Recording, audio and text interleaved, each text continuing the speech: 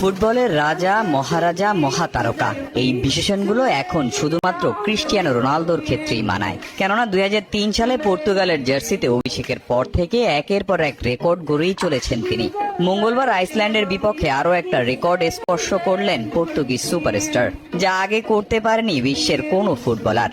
নিকট ভবিষ্যতে তার এই রেকর্ড ভাঙার ধারে কাছে নেই কেউই। রোনালদো আন্তর্জাতিক ফুটবলে কুয়েতের বদর আল মুতারের সবচেয়ে বেশি 196 ম্যাচ খেলার রেকর্ড ভেঙেছেন এবছরের মার্চে 2024 ইউরো বাছাই পর্বে লিগস্টিনের বিপক্ষে ম্যাচে। আইসল্যান্ডের বিপক্ষে সংখ্যাটা নিলেন 200-তে। তার এমন কীর্তি জায়গা করে নিয়েছে গিনিস বুক অব ওয়ার্ল্ড রেকর্ডে।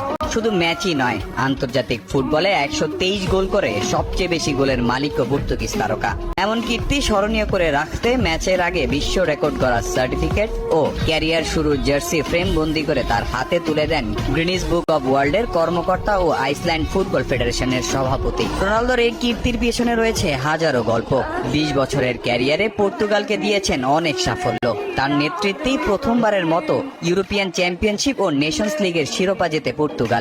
তবে মুদ্রার উল্টো পিঠেও দেখতে হয়েছে রোনালদোকে। সবশেষ কাতার বিশ্বকাপে কোচ ফার্নান্দো সান্তোসের সঙ্গে ঝামেলায় জড়িয়ে ঠিকমতো ম্যাচে নামার সুযোগ পাননি এই তারকা, যার ফল মরক্কোর কাছে লজ্জাজনক হারে কোয়ার্টার ফাইনাল থেকে বিদায় নেয় পর্তুগাল। তারপরই গুঞ্জন ওঠে হয়তো পর্তুগালের জার্সিতে আর দেখা যাবে না